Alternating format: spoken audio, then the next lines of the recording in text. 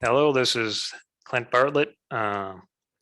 This is my channel, The Contact, and today I have a special guest today, Eddie Garcia, um, who is a contactee with the CE5 movement. Eddie, how are you doing today? Hey, how you doing, Clint? It's Good. pretty good here too. Pleasure to meet everyone here on this channel, and I'm hoping we get to know each other better. All right, great. So I'm just going to start off with some questions, and if you don't mind, just elaborating and try to go into as much detail as you can. Um, the first question is, how'd you first get involved with CE5? Um, let's see. I got out of the Navy in 2013, and I took a few years to kind of like try to figure myself out a little bit. I think it was about 2016, 2017 when I started reading into Dr. Stephen Greer. Okay. I noticed we had a lot of commonalities. He was a former doctor. I was a corpsman in the Navy. So that medical background, made me understand him. And some of the things he was saying really made a lot of sense to me. And that's what kind of got me involved. Okay. Could you tell the audience a little bit more about what a corpsman does? Because I'm not really familiar with that. No problem. A Navy corpsman, in like layman's terms, would be like a medic for Marines and Special Forces on the Navy side. Um, I was with First Marine Division in Camp Pendleton for a few years, uh, and with a group that disarmed roadside bombs and blew them up. Um, we found some by blowing them up, and then we found some by getting blown up, and then myself included in that group. And then I went over to Naples, Italy for 2 years, ran a clinic there, came back home, uh, and then joined the reserves for about 2 years, and I was put into a small boat team in Seal Beach, California. They're uh, called the Coastal Riverines, Squadron 11, and we hunted pirates and escorted cargo ships there.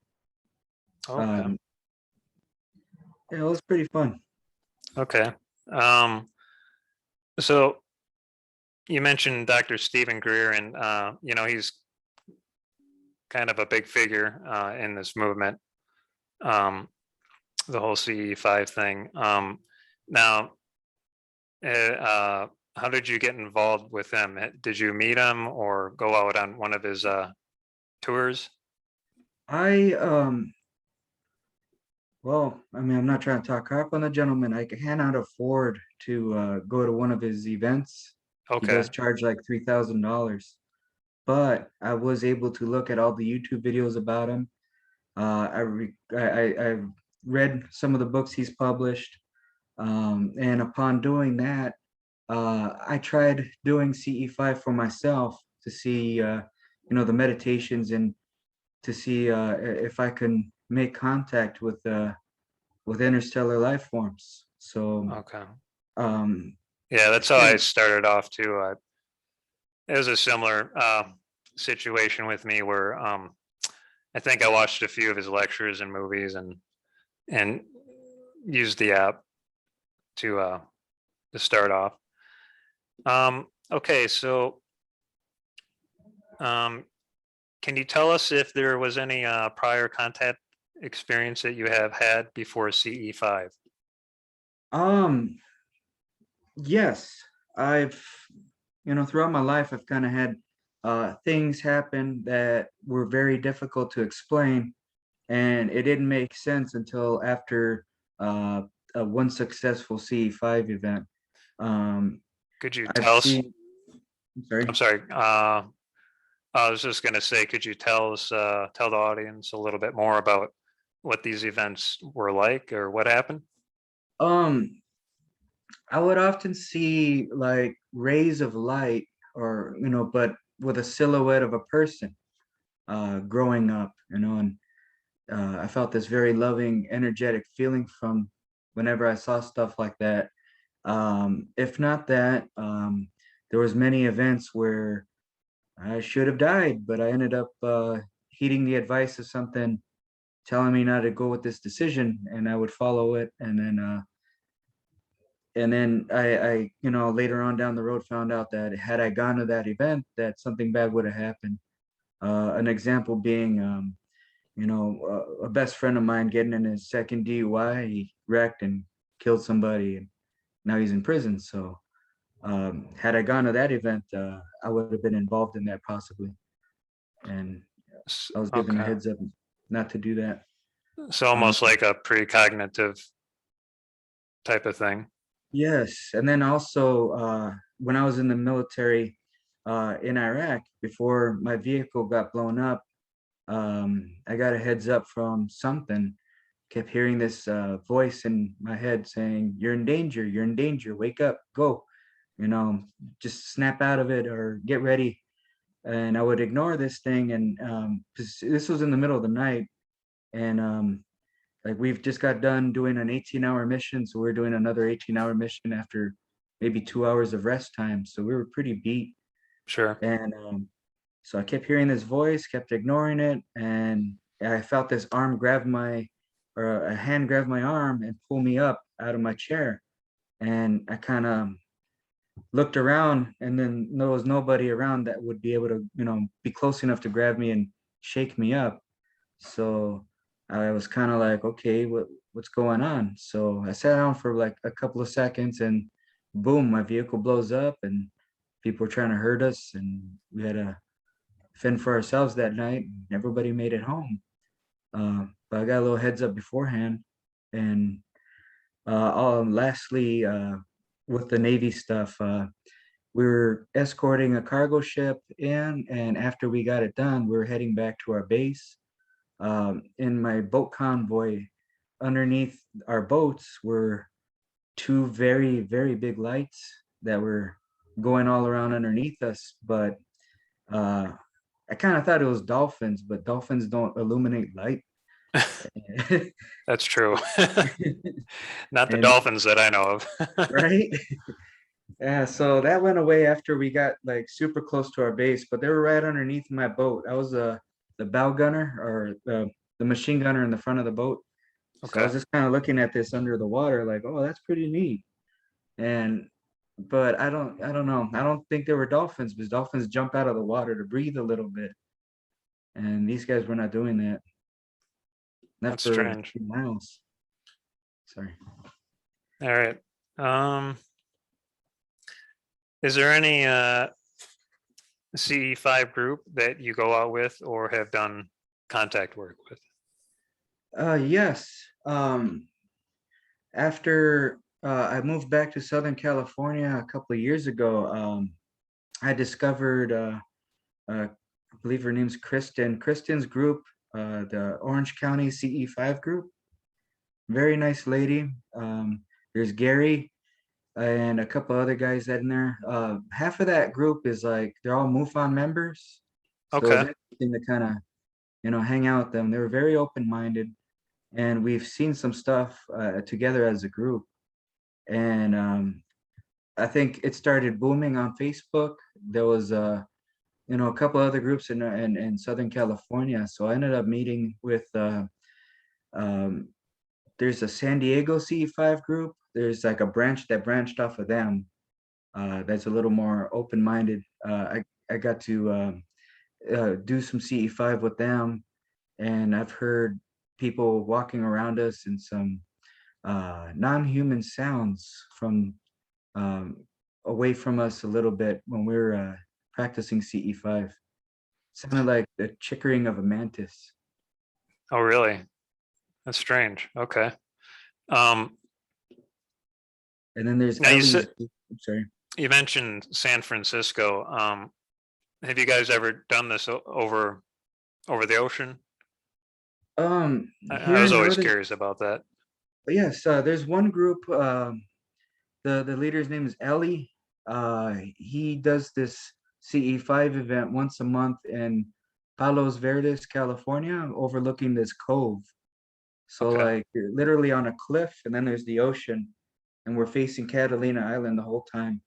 And we definitely seen some flash bulbs when we do that as a group. I think Catalina Island's supposed to be a hotspot, isn't it, for Um, UFO activity? Supposed to be an underwater base Oh, in that area. Where exactly, I don't um, know. I wish I did, but you it's mean supposed what kind of base? Do you mean military or something else? I'm thinking, I'm not 100, like I can only talk about what I know. And Okay, um, I think it's, from my perspective, maybe an extraterrestrial base, like a little observation post. okay. Because I've heard Catalina Island mentioned before. I'm not familiar with it myself, and I just want to hear your take on it. Um, now, could you explain what sort of methods you use during CE5, and do you try other methods? I'm always experimenting with it. I'm always adding a little bit of stuff, subtracting some stuff. Mainly, I would be on a walkie-talkie playing the crop circle tones for at least like a half an hour before I get started. A half Uh, hour. yeah, just to Okay. be, you know, I mean, I'm not trying to be annoying, but the squeaky wheel gets the grease. Yeah. So, Yeah, I might have to try a longer duration myself. I usually only do 6 or 7 minutes. man, yeah, that Really. way they have enough time to catch the signal and then they'll go around your area and then they can, pinpoint where that's coming from, and you'll Sure. see a little more action that way. But recently I bought a portable radio station, where it literally takes over. Like I try to find like a channel on the radio that Hmm. isn't working too good, it has a lot of static, and I'll take that channel. And then for like 10 miles or 10 to 15 miles, it'll take over that station and just send out the radio waves. So I put the crop circle tones in that, and it's like a walkie-talkie on steroids. So um Great. been Yeah, trying that. I'd be interested to know more about that actually.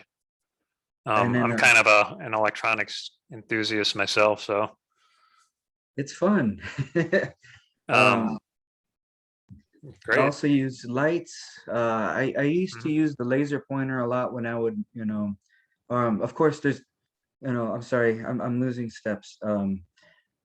Do the walkie-talkie for about 30 minutes, and then Okay. the meditation, uh, the Dr. Greer's meditation on his app, I do that. And afterwards, uh, you kind of just have to watch the night sky and put out some good vibes. Sure. That could be the challenging part, because whenever I do this, I found, finding groups is kind of difficult. Everybody has to have the same time off. And so sometimes, um, you know, it's hard to organize something. So I would go by myself often. And that's kind of how I operate up here up north. There's no groups up here. So there's a level of fear you have to overcome. Um, I Sure. mean, don't get, and so generally I kind of like to show up to the location during the daytime. So I kind of get a good feel for what's around me, and kind of just, send thoughtful, like that meditation mindset. You just throw an invite out there, whoever wants to come out. You can do that throughout the day until it gets nighttime. And then by the time it's night, you know your surroundings. So you're not gonna be, your mind likes to play games with you when you're by yourself, and then the shadows, you start imagining, what if it's this, or what if it's that. And yeah, so often you just kind of come alone when you're doing that. Do it during the daytime, but also bring a radio and put on some music, some of your favorite music, good lighthearted stuff, like Journey or Daft Punk or something that you enjoy. They pick up off of that too. Whenever you're feeling that you're relaxed and you're in, you know, a relaxed state of mind with the music you're listening to. And I do find that music does help a lot. Yeah. I noticed that too. Sometimes I'll listen to a band called Enigma. I don't know if you've ever heard of that Not particular yet, but band. I'll oh have yeah, yeah, to send you something for sure. from them. But yeah. So now, do you ever wing it with meditations or make up a meditation yourself? Yes. On the way up to the drive, um, to the location, like whenever I would go to Joshua Tree or something like that, it's a 3 hour drive. So I make it a point to in my head I'm always chanting, or not chanting, but I'm always saying I really wish to make peaceful contact with all interstellar life forms and light. My name is Eddie Garcia. I live on planet Earth, which is the third planet from our star. From inner to outer, our planets are the following: Mercury, Venus, Earth, our planet that I live on, Mars, Jupiter, Saturn, Uranus, and sometimes Pluto. Depends on who you ask. And while I'm saying this, I'm envisioning, the planets. I'm like pointing out like a little mental picture in my head Hmm.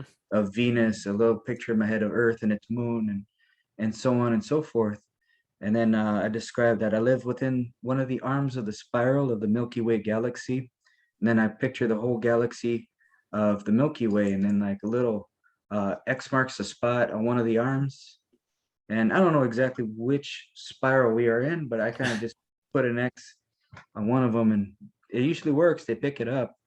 Um, and all extraterrestrials, life forms, and light beings, regardless of species, regardless of background, you're all welcome here. I would love to get to meet you. Sure, I say that a couple of times over and over in my head on the way over there. sure. And So you essentially put uh, the attention on it before you even begin the process. And I just have to say that I've done this too with my CE5 work, and I've noticed that it does help. And sometimes they'll even show up before you even get to the site. You'll see yes, they them will. like driving or something. I know that when I was going to go out there with my friend and girlfriend one night I was at work and I was putting the intention out there, and here I seen it an object come up over the college that I work at, and I'm like, okay, well, thank you. It's a little early, but Like, I'm gonna get there. Just that's give me. yeah, yeah, yeah, pretty much. um, so now, what's the most significant event that you have had?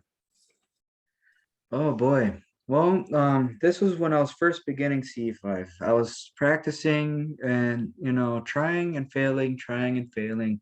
And I was getting, kind of getting a little um worked up about it, like, Okay. but about 6 months into me trying, I finally did a little research, and I noticed that hotspots are naturally national parks and Native American reservations. So I was like, you know what? Let me find the nearest place that's furthest away from where I live. 'Cause I lived at the time by right down the block from an army base. So I was like, all right, maybe this is why they won't come, because I wouldn't want to show up around here and get shot down or something. So I Yeah, yeah, sure. You got to looked worry up about Yak. that. Yeah. Um, so I wanted to give them a chance. They could come and not get bothered. So I looked up Yakima Native American Reservation, And where and is that? it's in Yakima, Washington. It's on the eastern side of Washington. It was about a 3 hour drive from my apartment. So I figured 3 hours away from an army base, that's close enough for them to be comfortable. Um, and I was repeating that thought in my head that I told you. Um, and just like what you said, they'll just show up. When you do that, like a lot easier without you even uh, getting too involved into it. Um, I found the reservation. I tried looking for a place where there was not too many people, not too many buildings. So I found this place a little up on the top of this hill and drove off the side of the road. And there was like this big open patch. And that's where I stepped out of my car. I let my dog out to go to the restroom and I let her back in the car.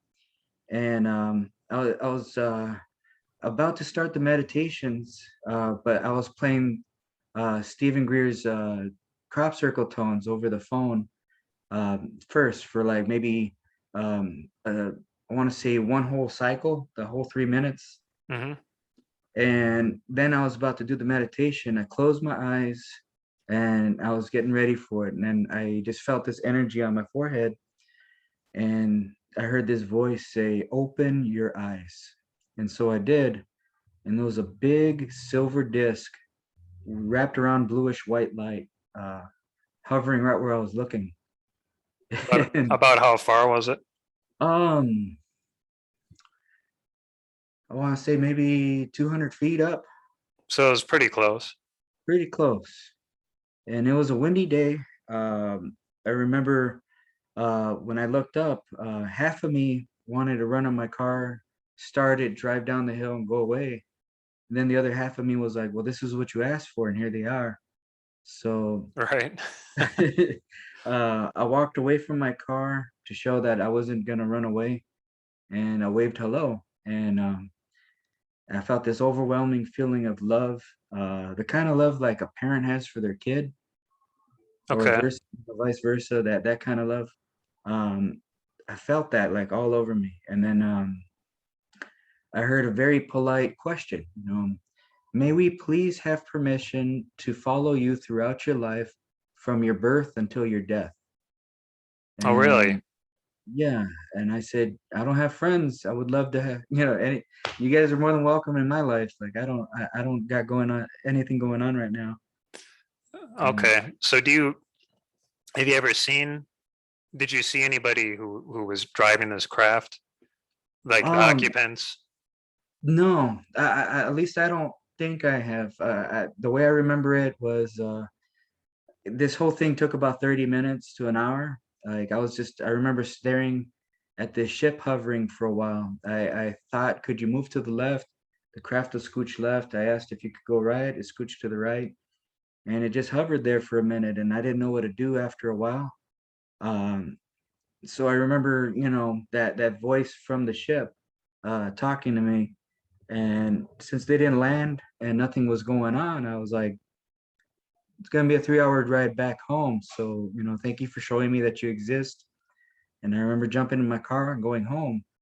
Um, Maybe something happened. I'm pretty sure nothing happened. Like it felt like an hour. Um, and nothing was going on. So I figured, this is a good first step. Sure. But yeah, that's the one that changed my life. Suddenly, all those things that I experienced in the past made sense.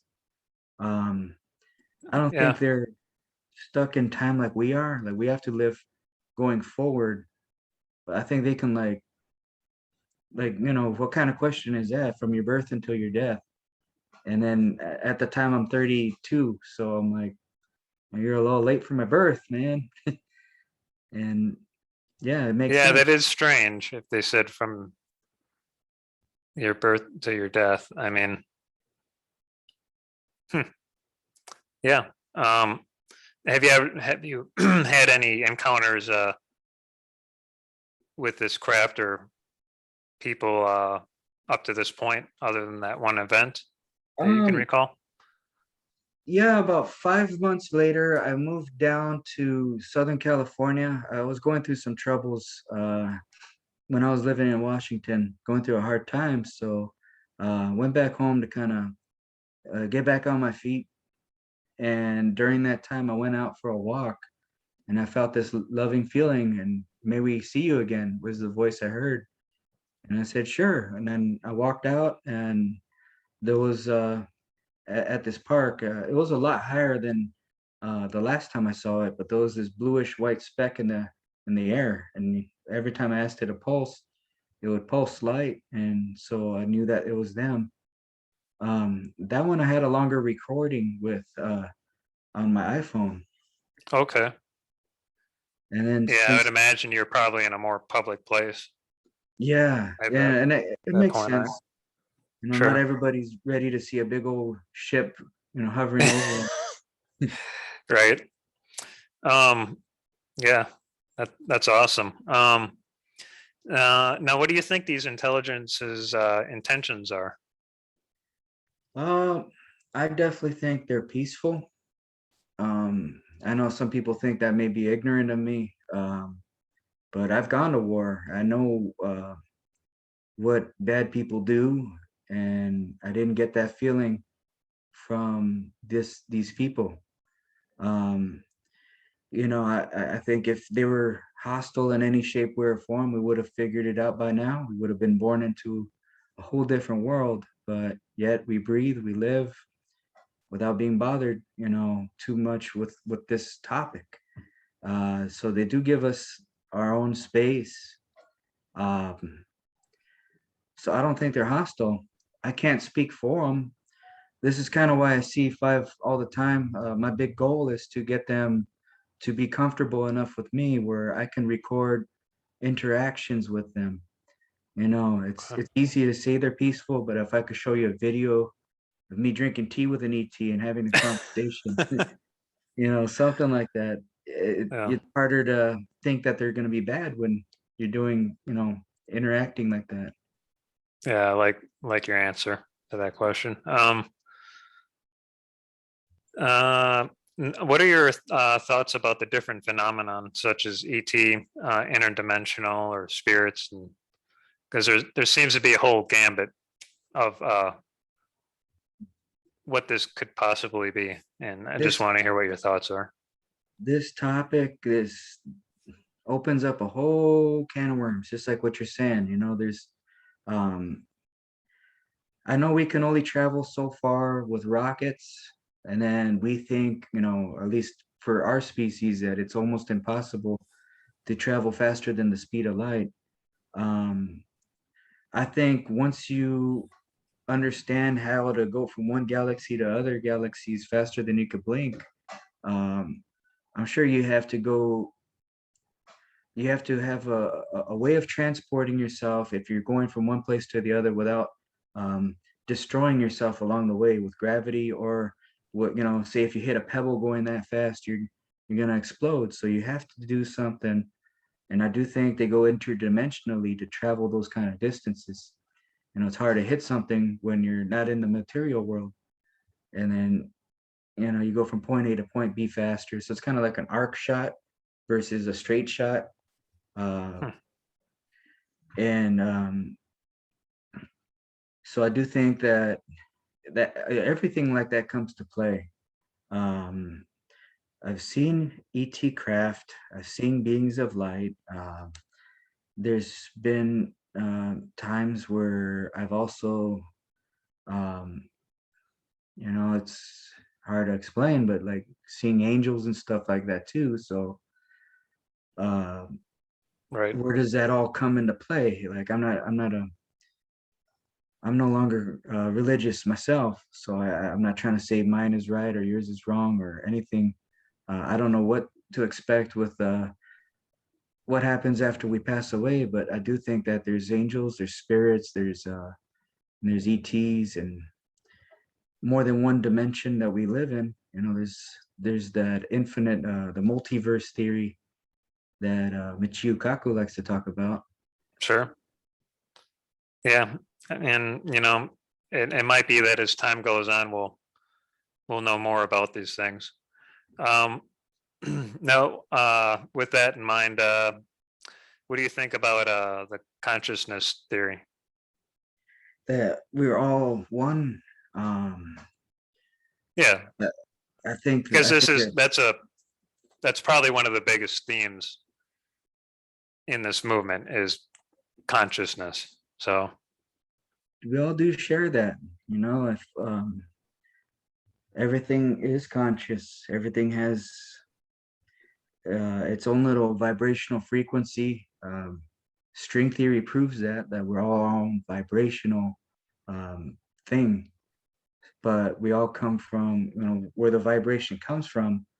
It's probably all from the same source. So um, I think honestly, like we'll know when we get there, but I do think that we are all um, one being, but experiencing an infinite amount of perspectives through different lives. It's a good way to put it. Um, now, can you recommend any useful information about this subject? Definitely look into Dr. Greer's videos. Those do help. If it has helped me a lot understand this topic a lot more. Um, I would also say, I'm not want to tell you how to think and what to think. Definitely keep an open eye or keep an open mind, and there's plenty of sources out there. I would say just listen to the overall message versus specific things. Like a lot of people um, disagree with Greer because of one thing or another, usually because of financial reasons. But I Yeah. always say, look at the big picture, the big message he's speaking of. He's speaking about peace, a peaceful transition, Hmm. way without war, and I like that. And then if you listen to people like uh, Corey Good, he's more about, these guys want to eat us for breakfast, so let's fight them back, and let me tell you some good stories. So the overall message of that is you kind of feel like he's trying to sell you something, whereas Greer's more about, you know, a peaceful way of doing this. And that's one thing I loved about Mission Rama. Mission Rama is also about Sure. peaceful interactions, peaceful um, communications with ETs. I like Dr. Joseph Burks. He has helped make CE5 before CE5 was a thing. Uh, he's a very huge uh, person about peaceful contact. So I would say anything that talks about the topic in a peaceful way, you can't go wrong with that. Um, Sure. I've chatted with Burks a few times myself, actually. he's a good man. Hmm. Um, And he's been on a few interviews like this. So yeah, I don't think we should go into this um, hot-headed and wanting to take something from ET, and thinking that we're gonna flex our muscles and these guys are gonna bow down to us. It doesn't work that way. The peaceful route's the best route. yeah, I my own personal thoughts is um, unless we become peaceful, I don't think we're probably even allowed to travel that far. And I mean, for good reason. Yeah, you know, the way we work and do things today is very destructive, and Yeah, I'm sure they don't want that on their home planets, or right. probably Too species. too far out That's into space or anything. yeah. Right. Um, how can the viewers reach you? Um, my email address is orion605@yahoo.com. I do gotta admit, I'm not really good at keeping touch. So if you just remind me over, I'll get your messages. Um, I would give out my cell phone number, but I don't want No, that's okay. You don't prank have to do calls and that. stuff Yeah, like that. But sure. yeah, you can reach me at my email address. I do have a Facebook account. I'm involved in a lot of the CE5 groups with them. Uh, Okay. And then and, your YouTube channel. and my YouTube channel, of course. And how do the viewers reach you at your YouTube channel? Um, What's the name of it? oh, yeah. Um, I do believe it's under Eddie Garcia. Um, but then again, I'm pretty sure that's a common name. Um, Sure. here we go. My account. Come on, get out of there.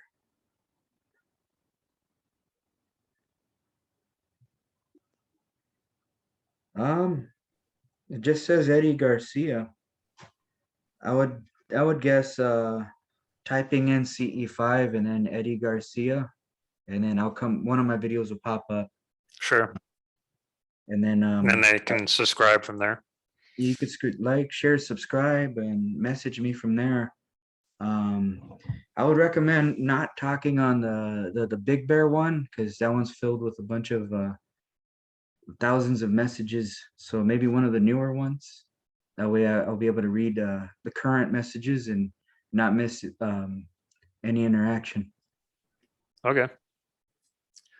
Well, very good. This has been a great interview, Eddie.